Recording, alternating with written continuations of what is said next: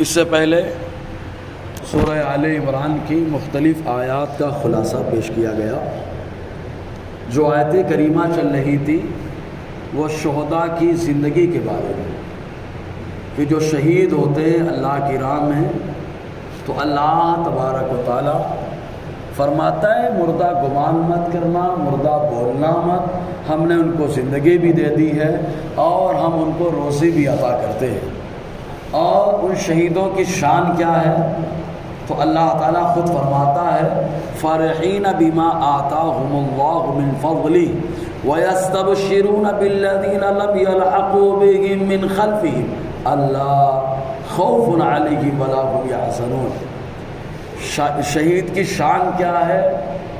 اللہ تبارک و تعالیٰ اس کی عظمت کو بیان فرما رہا ہے۔ بڑی بات ہے کہ جس کی عظمت کو اللہ تعالیٰ بیان فرمائے کہ شہید کی زندگی شہادت کے بعد یہ ہے فرحینہ، خوش ہیں۔ سبحان اللہ، کیا ہے وہ؟ خوش ہیں، فرحین، خوش ہیں۔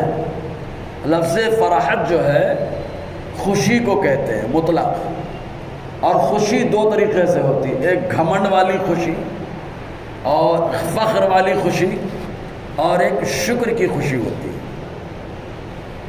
تو جو گھمنڈ کی خوشی ہے اللہ تعالیٰ فرماتا ہے لا تفرح ان اللہ لا يحب الفرحین، گھمنڈ سے خوش مت ہو، کیونکہ گھمنڈ اور فخر کے طور پر جو خوش ہوتے ہیں اللہ انہیں پسند نہیں فرماتا، کیونکہ جب آدمی گھمنڈ کرتا ہے، فخر کرتا ہے تو انا آ جاتی ہے، اور جس میں انا ہے رب اس کو پسند نہیں فرماتا۔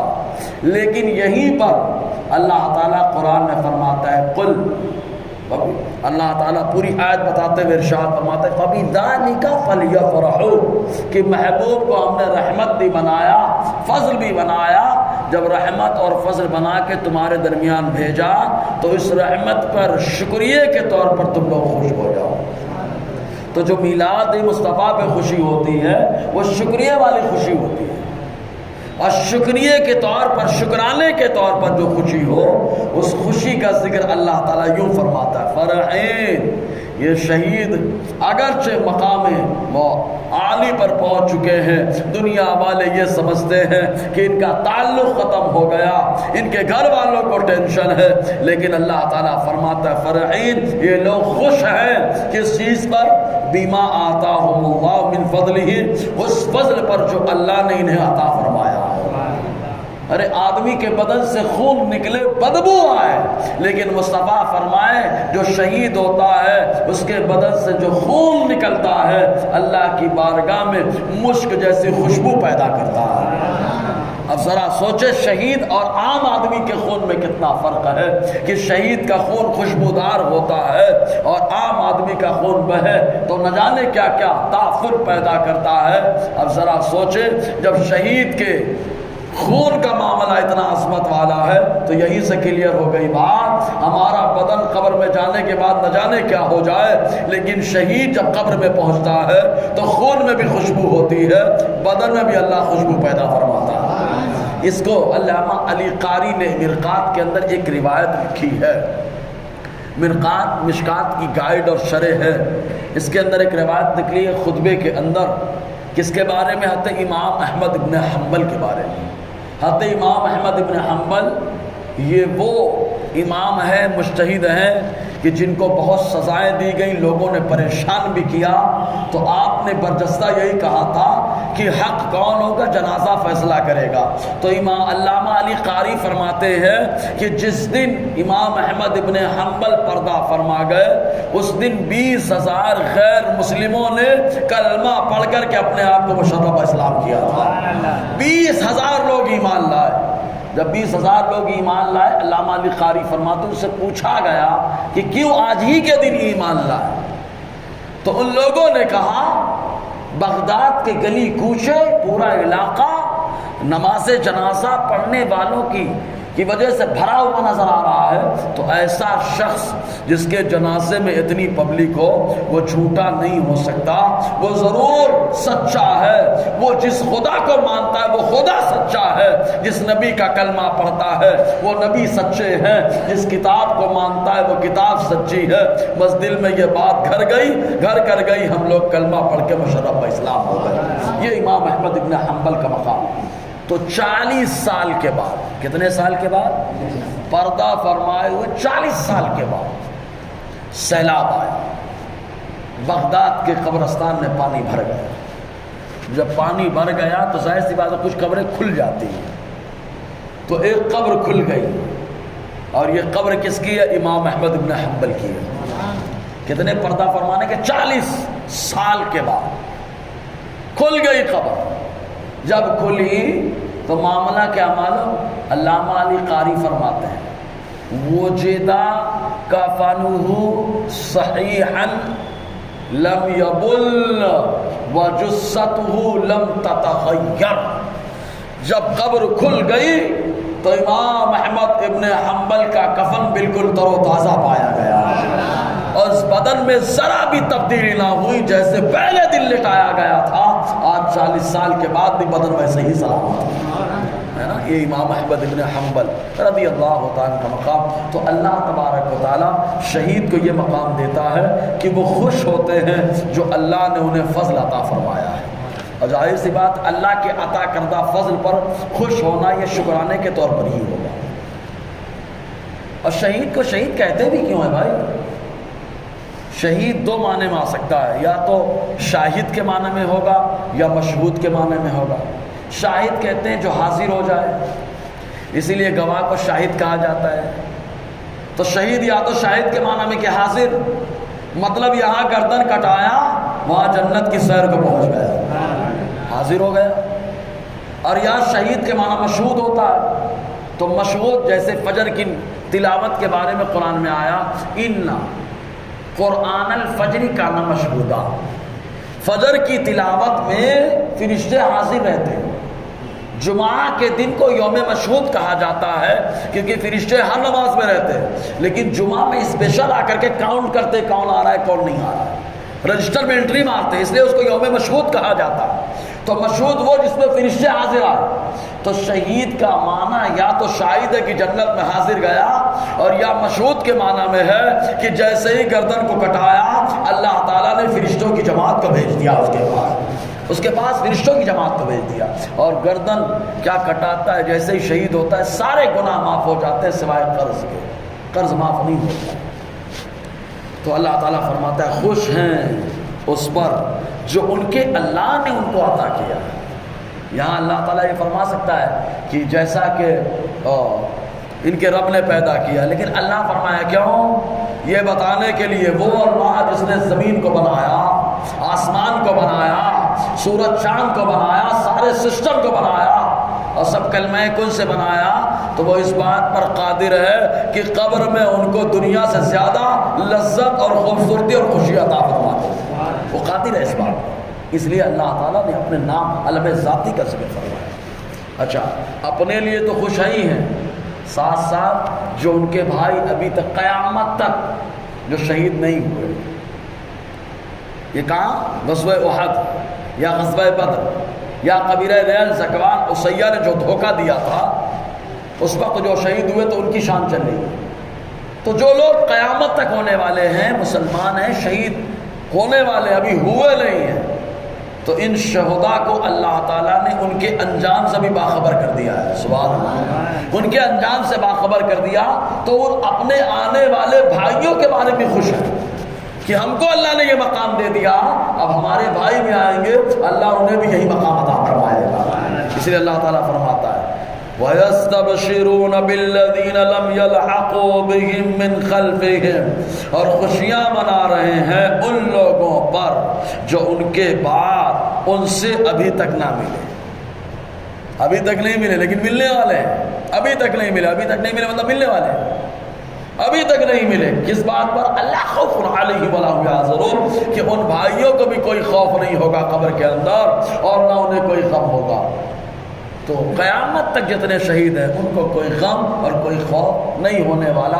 شہید اس نتیجے کو جانتا ہے. قرآن کہتا ہے کہا جب قیامت تک شہداء کے انجام کو شہید جانتا ہے تو میرا نبی تو شہیدوں کا سردار ہے. سبحان اللہ. صبر ہے نا. تو حضور نہیں جانتے. حضرت عمر رضی اللہ تعالیٰ فرماتے ہیں ایک بار آقا علیہ السلام کھڑے ہوئے ہمارے درمیان. ابتدائے آفرینش آغاز تخلیق سے حضور نے تذکرہ فرمایا کہ اللہ نے پہلے اس کو بنایا, اس کو بنایا, اس کو بنایا. بتاتے رہے یہاں تک کہ حضور نے یہ بتایا کہ جنتی جنت میں داخل ہو گیا, جہنمی جہنم میں داخل ہو گیا. یعنی پوری دنیا کی زندگی کو حضور نے بتا دیا. سبحان اللہ. اور دنیا ہی کی نہیں, قبر کی زندگی اور محشر کو بھی بیان فرما دیا. یہاں تک کہ جنتی جنت میں چلا گیا, جہنمی جہنم میں چلا گیا. حضرت عمر فرماتے ہیں جو بھول گیا وہ بھول گیا, جو یاد رکھا وہ یاد رکھا. سبحان اللہ. تو حضرت عمر نے یاد رکھا. ایک موقع ایسا آیا ترمذی شریف کی حدیث بات, حضور صلی اللہ علیہ وسلم ایک بار 2 رجسٹر لے کے آئے, 2 کتاب, 2 نوشتے لے کر کے آئے. ایک ہاتھ میں, دائنے ہاتھ میں بھی ہے, بائیں ہاتھ میں, دونوں ہاتھ میں رجسٹر ہے. حضور نے فرمایا, ترمذی شریف کی حدیث, حضور نے فرمایا جانتے ہو کیا ہے یہ؟ اگر آج کے لوگ ہوتے تو اپنی سمجھ سے کہہ دیتے حضور کو نہیں معلوم تھا تبھی تو پوچھ رہے ہیں. لیکن صحابہ ہیں وہ جانتے ہیں کہ مصطفیٰ جانتے ہیں, اس لیے صحابہ نے کیا کہا اللہ اس کے رسول بہتر جانتے ہیں. تو حضور صلی اللہ علیہ وسلم نے بائیں ہاتھ والے کے بارے میں بتایا, اس میں جہنمیوں کا نام, ولدیت اور قبیلہ لکھا ہوا ہے. اور بائیں ہاتھ والوں کے بارے میں بتایا اس رجسٹر میں جنتیوں کا نام, ولدیت اور پورے قبیلے کا نام لکھا ہوا ہے.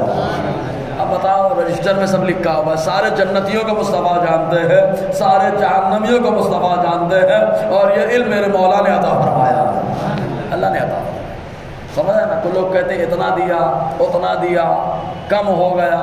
ابے میں بولتا ہوں علم دکھائی دیتا ہے کیا؟ سمجھنا میری بات کو. علم دکھائی دیتا ہے اتنا اتنا جو بول رہے ہیں. مرئی ہے کہ غیر مرئی ہے؟ تو بولے غیر مرئی ہے, دکھائی نہیں دیتا.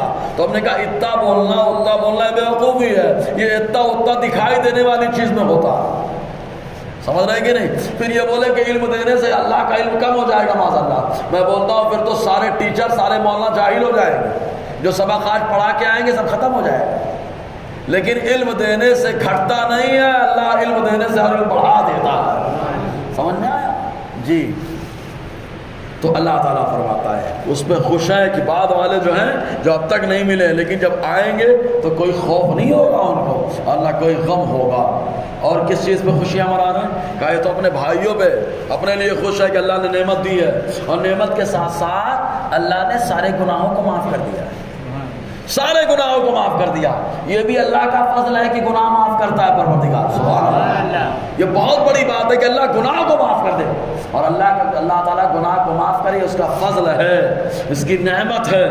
یستبشرون بنعمت من اللہ وفضل, اور اللہ کی نعمت اور فضل پر بھی خوشیاں منا رہے ہیں کہ سارے گناہوں کو معاف کر دیا, خون میں خوشبو کو پیدا فرما دیا, جیسے ہی گردن کٹی جنت کی سیر عطا فرما دیا. یہ اللہ کی نعمت اور اس کا فضل ہے.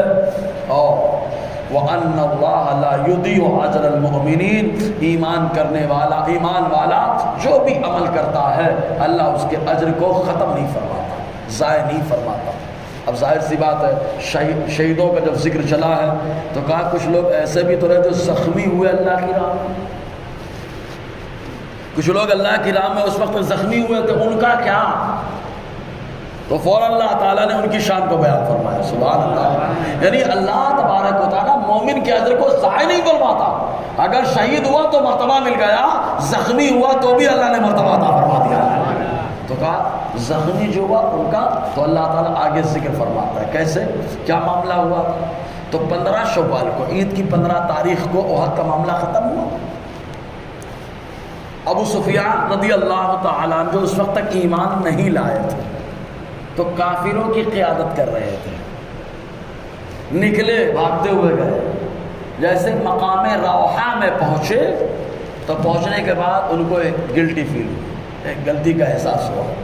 کہا بہت بڑا موقع تھا, یہاں پر مردوں کو شکست دے دی ہے, اگر مدینے پہ حملہ کر دیتے تو گھر کو تہو بالا کر دیتے، بچوں کو غلام بنا لیتے، عورتوں کو لونڈی بنا لیتے، اور کبھی ہمارے خلاف یہ لوگ کھڑے نہ ہوتے۔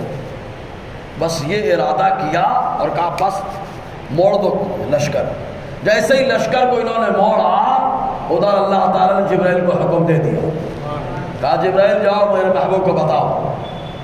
آتا جبرائیل السلام آئے، آقا علیہ السلام کو باخبر کیا کہ ایسے اسی ارادے سے چل پڑے ہو۔ 15 کو ختم ہوا معاملہ، یہ چلے 16 کو مصطفیٰ جان رحمت نے انہی لوگوں کو جو احد میں زخمی ہو کر کے آئے، انہی لوگوں کو کسی نے پٹی باندھی ہے، کسی نے پٹی بھی نہیں باندھی، زخموں سے چور ہے۔ مصطفیٰ نے فرمایا کفر پھر لوٹ رہا ہے مقابلہ کرنے کے لیے، اے احد کے غازیوں میدان میں نکلنا ہے اور تمہارے علاوہ کوئی اور نہیں جائے گا۔ مصطفیٰ نے جیسے ہی حکم دیا، صحابہ نے یہ نہیں کہا میں تو زخموں سے چور، میں تو تکن سے چور، میں مقابلے کے لیے کیسے جاؤں گا۔ صحابہ نے جیسے ہی مصطفیٰ کا حکم سنا، لبیک یا رسول اللہ کی صدا لگاتے ہوئے سارے صحابہ مصطفیٰ کی بارگاہ میں موجود ہیں، سب حاضر آ گئے۔ ان میں سے کچھ صحابہ کرام کو حضور نے روکا، جیسے حضرت جابر رضی اللہ تعالیٰ عنہ کو حضور نے روکا، کہا جابر تمہارے والد شہید ہوئے احد میں، تمہاری بہنیں چھوٹی ہیں، اگر تم چلے جاؤ گے تمہاری بہنیں گھبرا جائیں گی، تم اپنی بہنوں کو سنبھالو۔ ایسے ہی اور کئی صحابہ کو حضور نے روکا، فرمایا کہ تم لوگ مقابلے کے لیے مت آؤ۔ حالانکہ ضد کرنے لگے، حضور نے کہا نہیں تم رک جاؤ، باقی لوگ میدان میں اتر جائیں۔ آقا علیہ السلام خود صحابہ کے ساتھ قیادت کرنے کے لیے مقابلے میں نکل پڑے، اور ایسے انداز میں نکلے کہ اللہ نے ایسا روب کافروں پہ ڈالا، ایسا روب ڈالا کہ زخموں سے چور ہیں لیکن جذبہ اعلیٰ پیمانے کا۔ حضور صلی اللہ علیہ وسلم کے ساتھ مقابلے کے لیے چلے جا رہے ہیں، آگے پہنچے حمراء الاسد کے مقام تک۔ جب وہاں پر پہنچے تو ایک شخص جس کا نام معبد ابن ابی معبد خزائی تھا، اس وقت یہ ایمان نہیں لائے تھے، اور ابو سفیان سے بڑی گہری دوستی تھی۔